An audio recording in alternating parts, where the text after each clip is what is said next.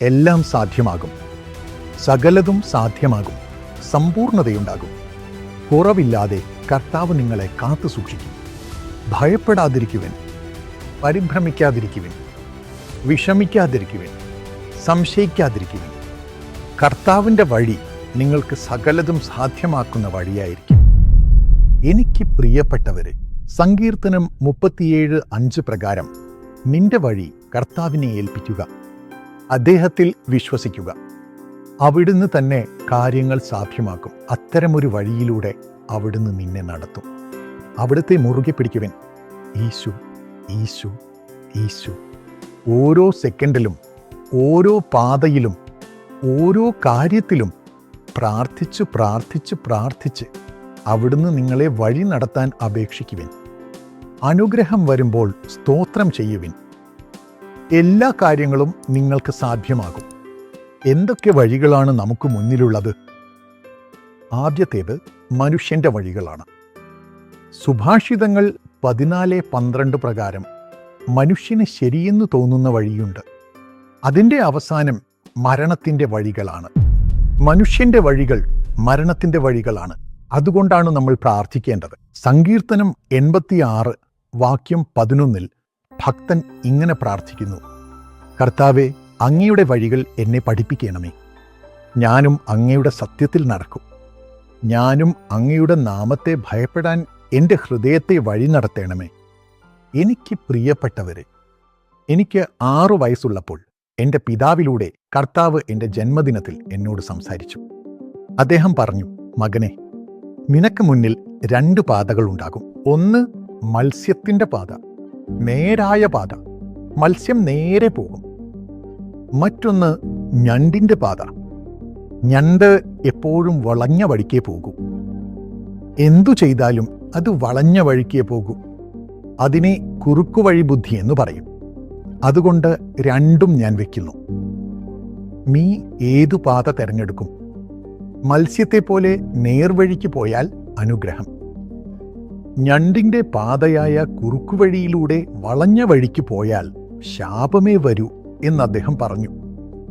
എനിക്ക് പ്രിയപ്പെട്ടവരെ, മനുഷ്യൻ്റെ വഴികൾ മരണത്തിൻ്റെ വഴികളാണ്.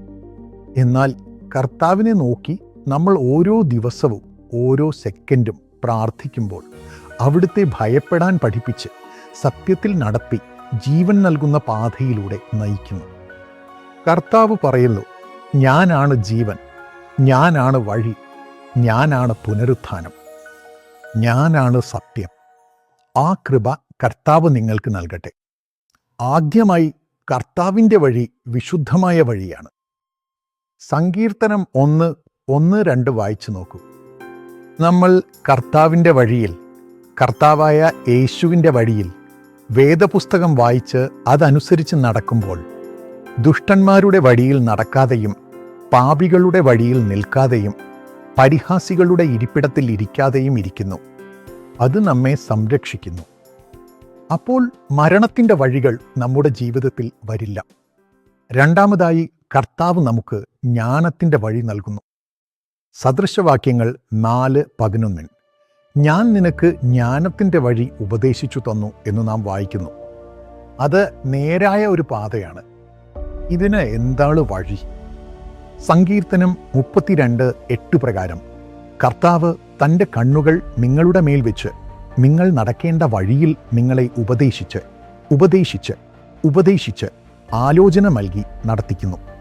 അവിടുത്തെ ആ ശബ്ദം നമ്മുടെ ഹൃദയത്തിൽ കേൾക്കുന്നു. വഴി ഇതാണ്. ഇതിൽ നടക്കൂ നടക്കൂ നടക്കൂ എന്ന് പറയുമ്പോൾ നാം അതിലൂടെ നടക്കുന്നു. ദൈവത്തിൻ്റെ സമ്പൂർണ്ണ അനുഗ്രഹം നാം പ്രാപിക്കുന്നു.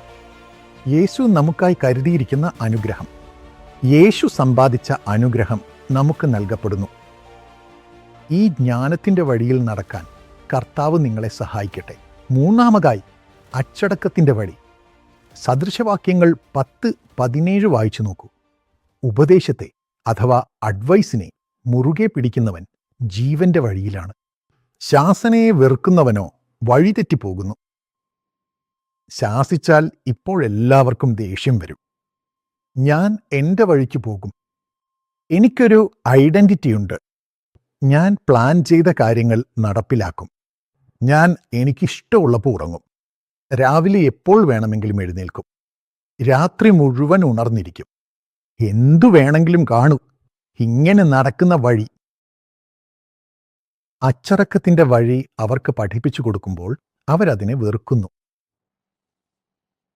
ആ ശാസനയെ വെറുക്കുന്നവർ വഴിതെറ്റിപ്പോകുന്നു. അവർ വഴിതെറ്റിപ്പോകുന്നു. നിങ്ങൾ എന്തിന് വഴിതെറ്റിപ്പോകണം?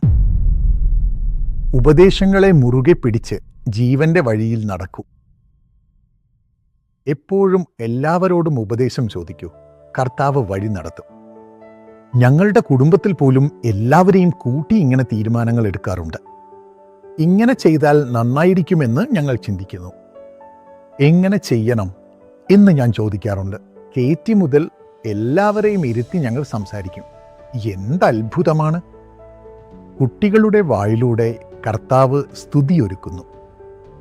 അവർ ജ്ഞാനത്തോടെ സംസാരിക്കുന്നത് ഞാൻ കണ്ടിട്ടുണ്ട്. ശരിയായ ഒരു വഴി നടത്തലുണ്ടാകും. എന്തത്ഭുതമാണ്! എല്ലാവരിലും ഒരു സന്തോഷം. സദൃശവാക്യങ്ങൾ 3:6 പ്രകാരം നിന്റെ എല്ലാ വഴികളിലും അവിടുത്തെ ഓർത്തുകൊള്ളുക. അപ്പോൾ അവിടുന്ന് നിന്റെ പാതകളെ നേരെയാക്കും. എല്ലാ കാര്യങ്ങളിലും കർത്താവിനെ ഓർത്തുകൊള്ളുക.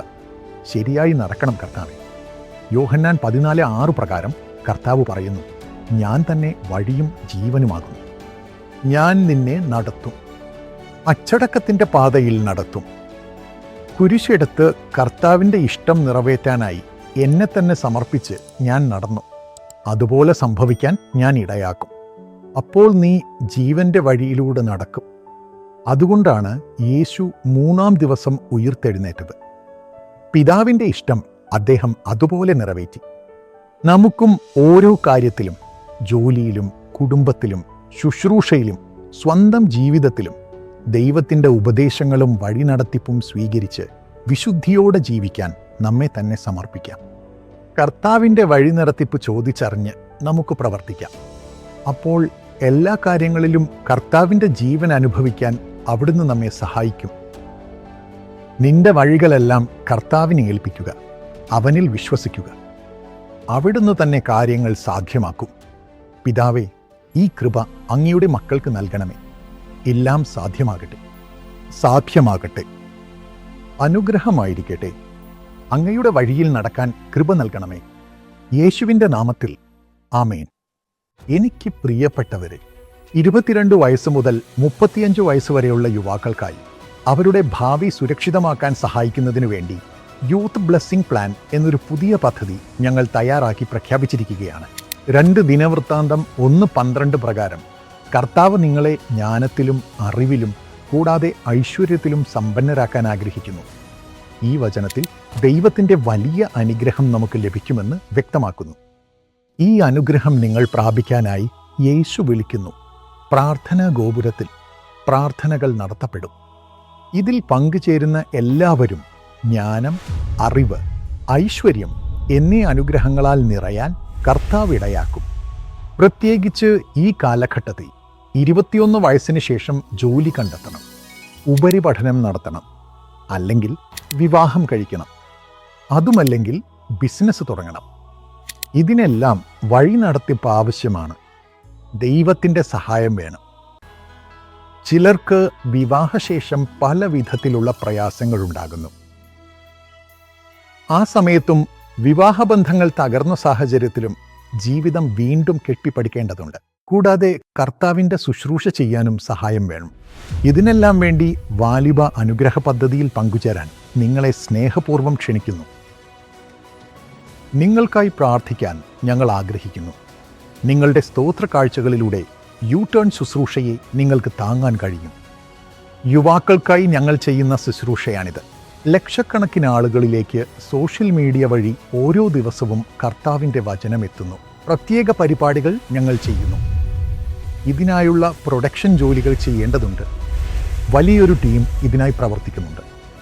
ലക്ഷക്കണക്കിന് രൂപ ഇതിനായി ചിലവാകുന്നു. ഈ യു-ടേൺ ശുശ്രൂഷയെ നിങ്ങൾ സഹായിക്കുമെന്ന് കരുതുന്നു. യുവജനങ്ങൾക്കായി ഞങ്ങൾ സൗജന്യ സേവനം നൽകുന്നു. യൂത്ത് മീറ്റിങ്ങുകൾ നടക്കുന്നു. യൂത്ത് ഇവൻറ്റുകൾ നടക്കുന്നു. യൂത്ത് വെബ്സൈറ്റിലും മാഗസിനിലും കാര്യങ്ങൾ തയ്യാറാക്കുന്നു. ഇതിനായി പ്രത്യേക ടീമുകൾ പ്രവർത്തിക്കുന്നു. നിങ്ങൾ അവരെയെല്ലാം പിന്തുണയ്ക്കും. കർത്താവ് ഇതിന് 100 ഇരട്ടി പ്രതിഫലം നൽകി നിങ്ങളുടെ ഭാവി സുരക്ഷിതമാക്കുകയും അവനോട് ചേർത്ത് നിർത്തി ഉന്നത സ്ഥാനങ്ങളിലേക്ക് ഉയർത്തുകയും ചെയ്യട്ടെ. അതോടൊപ്പം നിങ്ങൾക്കായി പ്രത്യേക പ്രാർത്ഥനയും നടത്തും. ഈ ശുശ്രൂഷയെ പൂർണ്ണമായി പിന്തുണയ്ക്കുമ്പോൾ നിങ്ങൾക്ക് സൗജന്യ സ്പോൺസർഷിപ്പ് പ്രോഗ്രാമുകൾ നൽകും. നിങ്ങളുടെ ജന്മദിനത്തിൽ ടെലിവിഷനിലൂടെ ഞാൻ നിങ്ങൾക്കായി പ്രാർത്ഥിക്കും. അതോടൊപ്പം നിങ്ങൾക്കായി നിരവധി പദ്ധതികളുണ്ട്. പ്രധാനമായും യേശുവിനോട് ചേർന്ന് ഈ യൗവനകാലത്ത് നിങ്ങൾ ദൈവഹിതം നിറവേറ്റി ഉന്നത സ്ഥാനങ്ങളിലെത്തും. കോടിക്കണക്കിന് ആളുകൾക്ക് നിങ്ങൾ അനുഗ്രഹമായിരിക്കും. ഇന്നു തന്നെ യൂത്ത് ബ്ലെസ്സിംഗ് പ്ലാൻ പാർട്ട്ണർ ആകൂ. ഇതിൽ പങ്കുചേരുന്ന എല്ലാവരെയും കർത്താവ് അനുഗ്രഹിക്കട്ടെ. ഓരോ മാസവും ശുശ്രൂഷയെ പിന്തുണയ്ക്കുന്നതിനുള്ള ഒരു പദ്ധതിയാണിത്. അതുകൊണ്ടിത് വളരെ എളുപ്പമായിരിക്കും. നിങ്ങൾക്ക് പൂർണ്ണമായ പ്രതിഫലം ലഭിക്കും.